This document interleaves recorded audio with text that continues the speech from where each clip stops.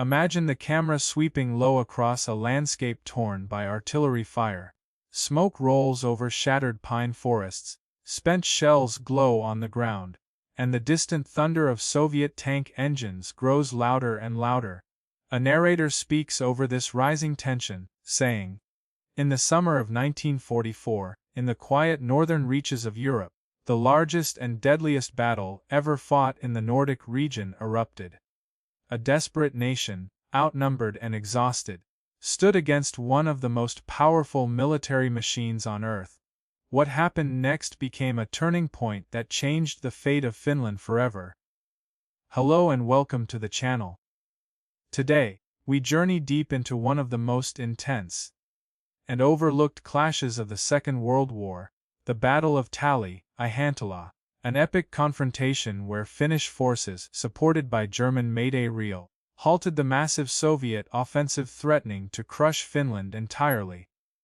To tell this story the right way, we step into both the interior world of the commander's decisions and the exterior hellscape of troops struggling, moment by moment, to survive. What unfolds is a tale of resilience, brutality, and strategic brilliance on a battlefield where every tree line, every ridge, and every destroyed farmstead became part of a desperate fight for national survival. The story begins in June 1944. The snow of the Finnish winter had long melted, leaving behind fields of mud, wet soil, and dense forest. Against this backdrop, the Soviet Union launched a massive offensive across the Karelian Isthmus, part of its drive to push Finland out of the war and force unconditional surrender. Inside Soviet command posts, illuminated only by dim lamps and maps overflowing with red arrows, the mood was confident. The Soviet High Command believed the Finnish army was on the brink of collapse. After years of attrition, they expected Finland to break quickly under overwhelming force. Soviet divisions, armed with hundreds of tanks, thousands of artillery pieces, and wave after wave of infantry, surged forward like a flood. For Finnish commanders, however, the situation was anything but confident. Interior scenes inside their headquarters showed tense faces, cigarette smoke clouding the air, and the constant tapping on maps as they attempted to identify any position that could be held. The Soviet breakthrough at the Battle of Vyborg had sent shockwaves through their planning rooms. They knew the Red Army was coming with unprecedented strength. But they also knew that one final defensive stand could decide everything. Tali-Ihantala, a rural region of farms, forests, lakes, and narrow roads, became the place where Finland would make its stand. Exterior shots of the landscape would show narrow dirt tracks twisting through thick pine forests, lakes glimmering under the pale northern sun, and scattered villages already scarred by artillery fire. Finnish soldiers dug trenches quickly, constructing makeshift bunkers with logs and earth, reinforcing them with whatever they could find. The ground shook constantly from Soviet preparatory barrages. It was not uncommon for an entire company to spend hours lying flat, covered in dirt and debris, waiting for the bombardment to pass, just so they could breathe without inhaling smoke and dust. Meanwhile, Soviet troops approached the front in massive columns, tanks rolling forward with infantry hanging onto their hulls, truck convoys bringing ammunition, and long lines of men advancing through the forest. The Soviets planned to smash the Finnish defenses, capture the city of Vyborg, and then break through toward the heart of Finland. They believed sheer overwhelming force would do the job, but inside the Finnish defense network, something different was happening. Finnish commanders, led by General Erich Heinrichs and supported by German General Felix Steiner's advice, began to orchestrate one of the most efficient and deadly defensive operations of the entire war. This phase, where intelligence, coordination, and timing mattered more than brute force, formed the interior rhythm of the Finnish war machine. They used every bit of information they could gather, including intercepted Soviet radio transmissions. These interceptions allowed Finnish artillery units to target Soviet formations, with near mathematical precision, turning the battlefield into a deadly trap. While the interior planning was precise and tense, the exterior reality for soldiers was chaotic. Soviet tanks spearheaded the advance, including T-34s and heavy S-TES, clashing with Finnish anti-tank units hidden among the trees. Finnish crews manning German supplied Panzerfausts and Panzerschrecks waited in silence, their hearts pounding as the rumble of engines grew louder. Some soldiers described the terror of waiting until the tanks were so close they could see the heat shimmering off their armor before firing. When Finnish anti-tank ambushes struck, the forest erupted with fire, explosions tearing through steel, trees splintering into fragments, and smoke filling the air. One of the crucial Finnish advantages was artillery. Instead of relying on massive barrages, they used fast, accurate, coordinated fire based on a revolutionary system developed earlier in the war. With just a few adjustments, multiple artillery batteries could concentrate fire on a single target with extreme speed. This system became the backbone of the defense. Interior scenes would show radio operators frantically relaying coordinates, artillery commanders making split-second decisions, and the constant tension of knowing that a single mistake could cost hundreds of lives. Exterior shots would reveal the impact: sudden, violent explosions ripping apart Soviet formations. Entire Soviet battalions found themselves hit by perfectly coordinated fire before they even reached the front lines. Smoke pillars rose across the hills of Tali-Ihantala as Soviet advances slowed under the relentless punishment.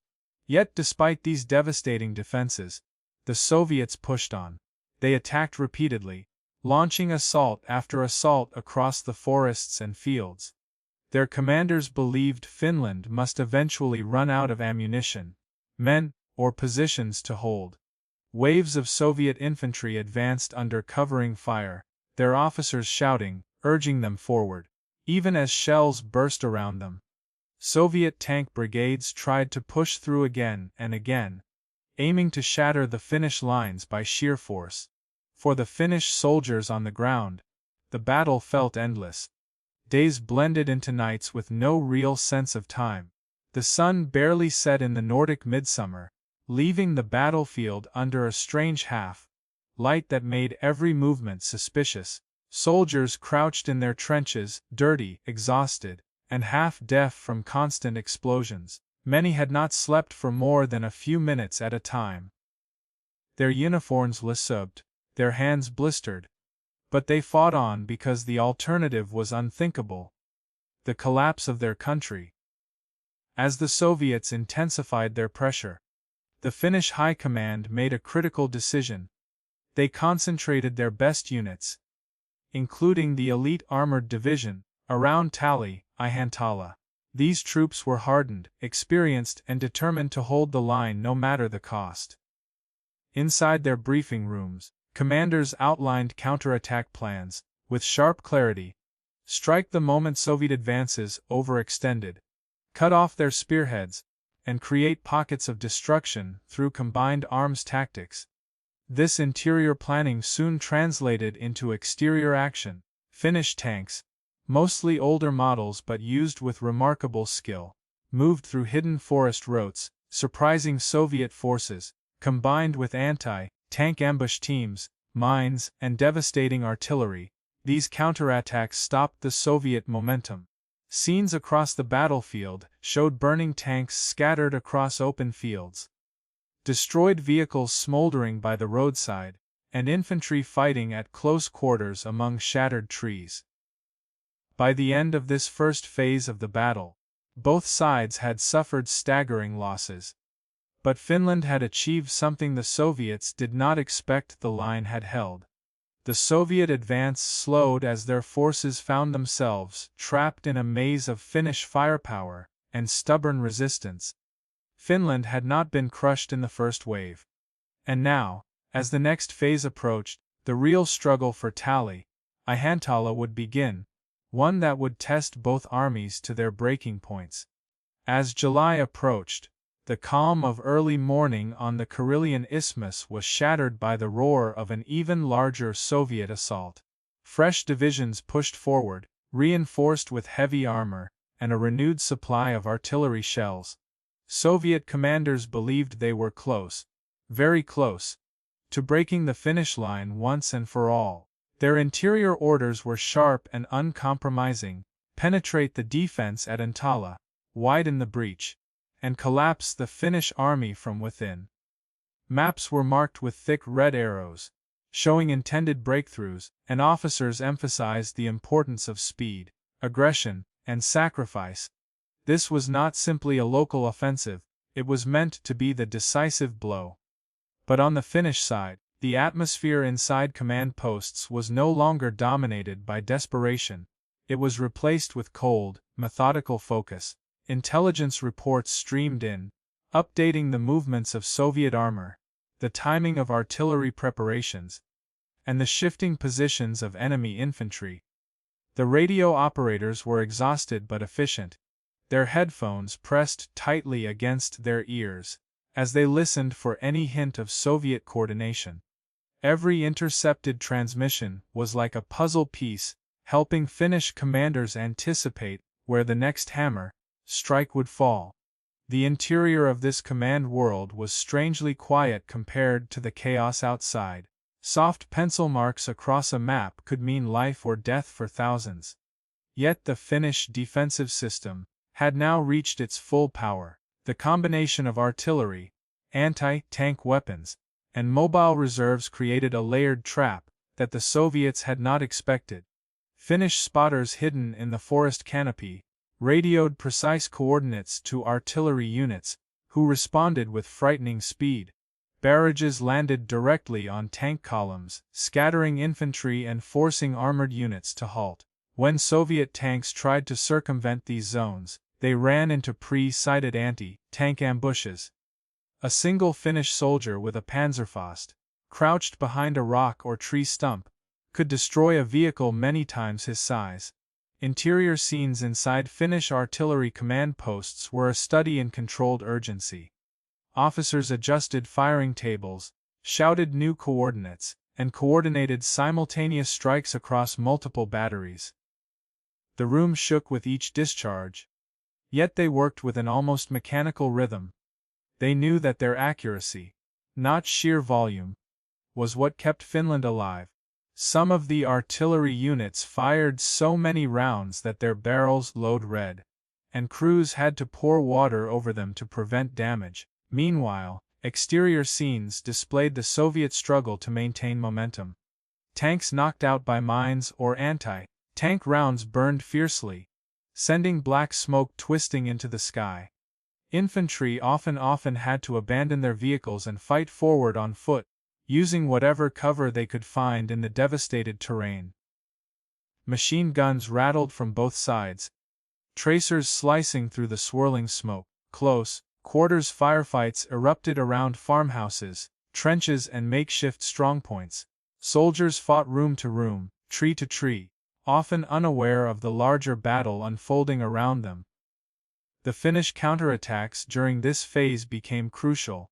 Instead of waiting passively, Finnish armored units struck at overextended Soviet spearheads, disrupting their formations and destroying supply lines.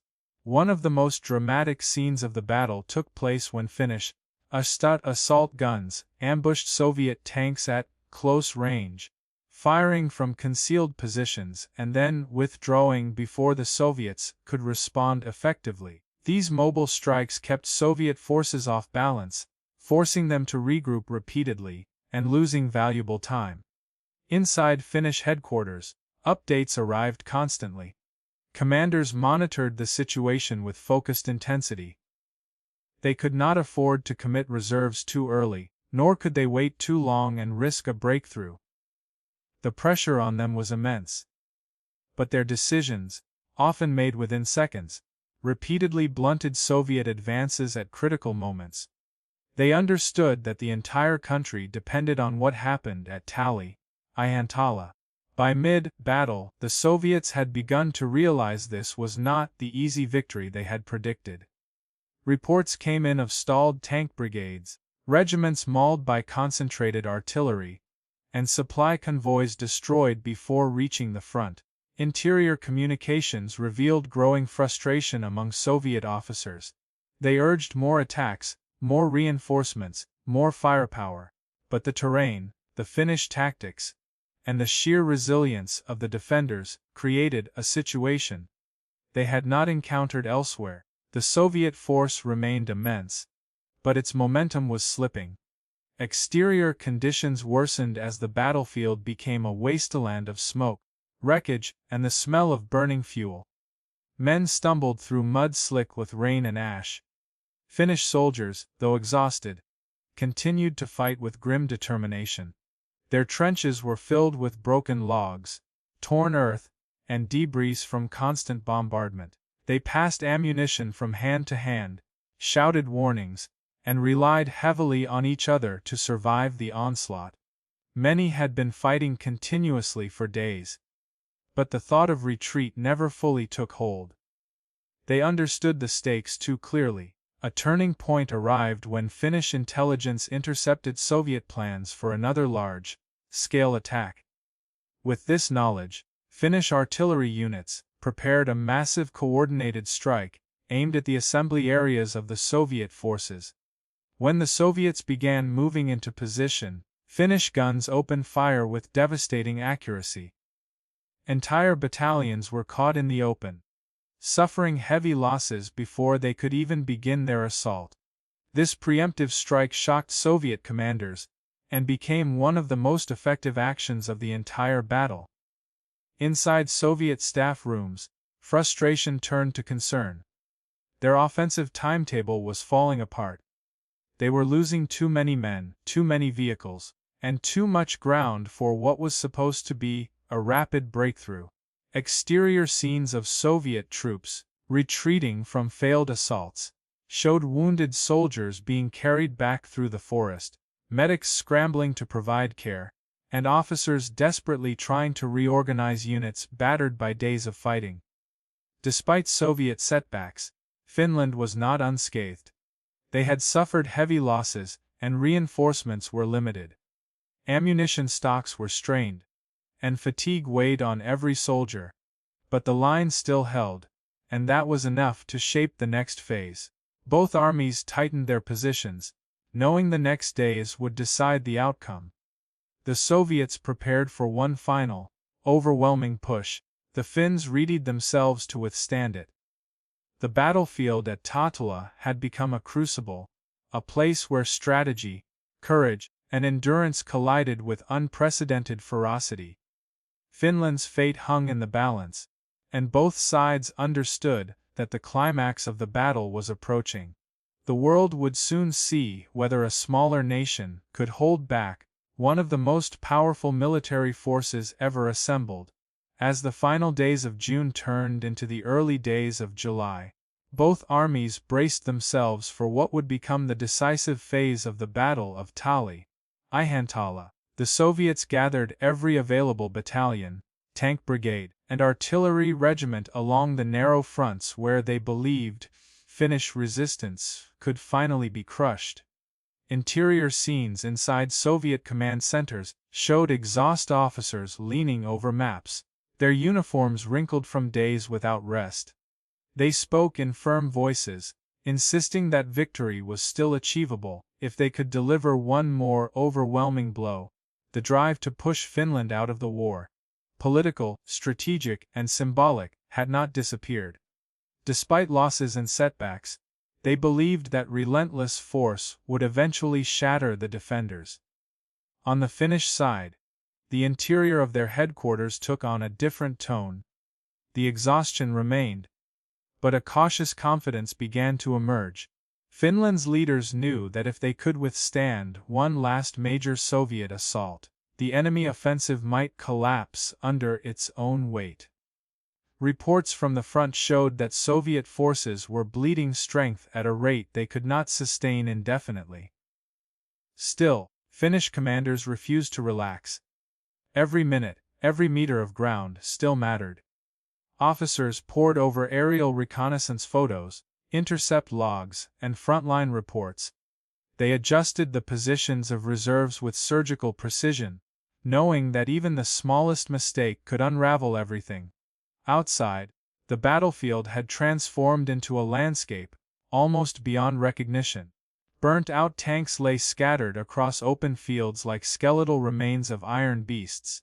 Artillery craters overlapped so densely that the ground resembled a moonscape. Trees stood blackened and stripped of their branches, and smoke drifted constantly through the stagnant air. Soldiers on both sides operated in a haze of exhaustion, dirt, and noise. Many Finnish troops had not eaten a hot meal in days, and Soviet infantry, despite their greater numbers, felt the toll of repeated assaults that had yielded little progress. Yet the battle demanded that they keep moving, keep firing, keep enduring. The Soviet final offensive began early on July 2, with an artillery barrage of staggering intensity.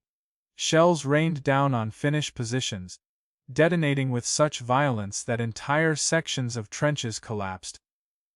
Finnish soldiers huddled under their helmets, clutching their rifles and waiting for the storm to pass. Some prayed quietly, others stared blankly at the dirt walls, lost in the rhythm of survival. When the bombardment lifted, Soviet tank brigades pushed forward once more, accompanied by infantry advancing through the smoke in disciplined lines. Their T-34s rolled ahead, their turrets swinging back and forth in search of hidden Finnish tank teams. But the Finns were ready. Hidden in camouflaged positions, their anti-tank gunners waited for the exact moment to strike. Panzerfausts leapt from the tree line, slamming into Soviet armor. Mines, carefully laid in overlapping patterns, erupted beneath the tracks of advancing tanks. Those that survived the initial chaos soon found themselves under concentrated artillery fire. Finnish guns struck with the same precision that had defined the entire battle. The exterior scene was a violent symphony of explosions, flames, smoke, and the metallic shriek of shattered steel. Inside Finnish artillery command centers, the atmosphere reached its peak intensity. Coordinates came in so quickly that radio operators could barely keep up. Officers pointed at maps, corrected firing angles, and shouted rapid orders. Every battery was firing at maximum capacity, supporting the front line with every available round. Some guns were so hot from continuous use that their crews had to wrap wet cloths around the barrels. The coordination between Finnish and German, supplied artillery, anti-tank units, and infantry was now near perfect. It was not abundance that kept them going, but efficiency. The Soviet assault, though massive, began to falter within hours. Their units were repeatedly caught in open ground by Finnish fire, suffering devastating losses. Tanks that tried to maneuver around defensive positions ran into hidden ambushes. Infantry attempting flanking attacks found themselves pinned by deadly crossfire. Soviet officers pushed their troops forward relentlessly, but the narrow terrain worked against them. The battlefield had become a killing zone designed by the defenders. Still, the Soviets refused to give up. For several days, they hurled attack after attack at the Finnish lines. Each assault felt like a tidal wave of men and machines crashing forward, only to break against the rocks of Finnish resistance. The Soviets brought in additional artillery, firing enormous amounts of ammunition in an attempt to silence Finnish guns. The ground trembled constantly. Yet the Finnish fire system, with its ability to redirect multiple batteries instantly, continued to strike back with deadly accuracy. Inside Soviet staff rooms, the reality of the situation finally began to sink in. Reports piled up detailing catastrophic losses of tanks, vehicles, and manpower. Some brigades were reduced to fractions of their original strength. Officers realized they had underestimated Finnish defenses, overestimated their own ability to sustain continuous assaults, and misjudged the importance of Finnish intelligence capabilities. The offensive's momentum was spent. The Red Army had pushed as hard and as far as it could, but Finland had not broken. Meanwhile, On the exterior front lines, Finnish soldiers felt the shift. The once constant pressure began to ease. Attacks became less coordinated, less frequent, and less intense. The distant sound of Soviet engines grew quieter. Finnish patrols ventured cautiously into areas that had been battlegrounds only hours earlier, finding abandoned equipment, damaged vehicles, and positions the Soviets no longer tried to hold. The defenders were battered and exhausted, but they sensed victory at last. By July 9, the Soviet High Command ordered the cessation of major offensive operations in the region. They had reached the limits of what they could achieve. Their focus shifted toward